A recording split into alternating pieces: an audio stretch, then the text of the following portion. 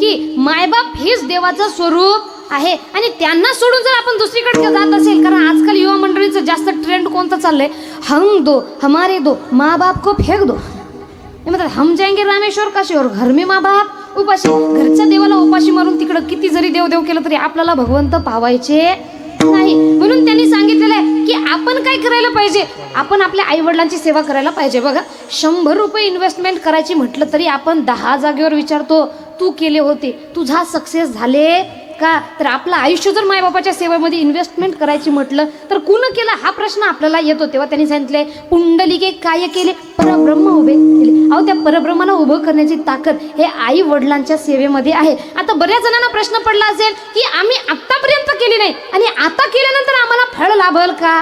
तेव्हा सांगतात की काय, पुंडलिक सुद्धा भक्त पुंडलिक यांनी सुद्धा लहानपणापासून सेवा केली का नाही. पुंडलिकाचं भक्त पुंडलिकाचं चरित्र, ज्या भक्त पुंडलिकाचं दर्शन पांडुरंगाच्या आधी आपण करतो त्यांचं चरित्र आधी काय होतं तर सांगतात,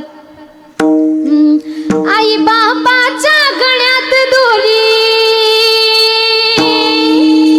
जेव्हा पुंडलिक भक्त पुंडलिक तीर्थाला निघाले होते, सोबत आई होते, बाबा होते आणि पत्नी सुद्धा होती.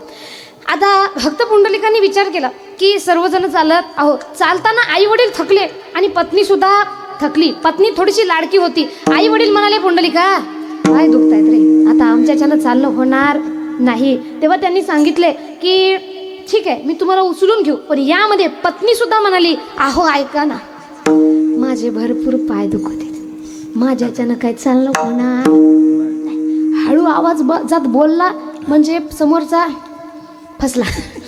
आणि त्याने विचार केला की पत्नीला चालवावं आणि आई बाबाला उचलून घ्यावं हे काय बरोबर वाटणार नाही. मग काय करावं, तिघच नाही मी एकटाय, काय करायचंय. दोरी घेतली आणि काय केलंय, आई बापाच्या गळ्यात दोरी, बायको खांद्यावरी,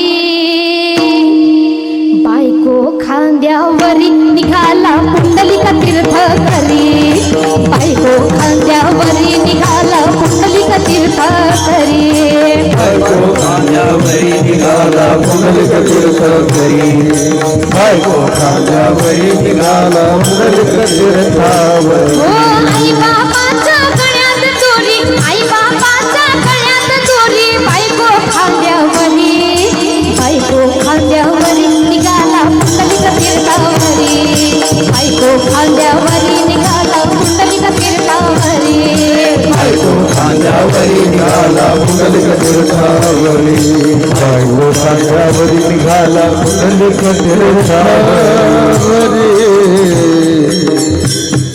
आई बाबाच्या गळ्यामध्ये दोरी टाकली, त्यांना वडतायत आणि बायकोला खांद्यावर घेतलं. हे चरित्र कुणाचं आहे, भक्त पुंडलिकाचं. पण समोर गेले कुकुट स्वामींचा आश्रम त्यांना दिसले आणि कुकुट स्वामीच्या आश्रमामध्ये जेव्हा त्यांनी गेले त्यांनी कुकुट स्वामींना विचारत होते तीर्थाचा रस्ता. तेव्हा कुकुट स्वामींनी सांगितले मला तीर्थाचा रस्ता माहीत नाही. तर भक्त पुंडलिक म्हणतात तुम्हाला महात्मा कोणी बनवलं, तुम्हाला तीर्थ माहीत नाही, काशी सांगा, द्वारका सांगा, काय तर कोणतं तीर्थ माहीत नाही. ते म्हटले मी गेलो नाही तर मला माहीत कसं होणार. ठीक आहे तुम्ही गेले नाही, मग महात्मा कसे झाले हे एवढं. आणि त्यांनी पाहिले त्यांच्या आश्रमामध्ये सुंदर सुंदर स्त्रिया या झाडू पोछा करण्याचं काम करत होते.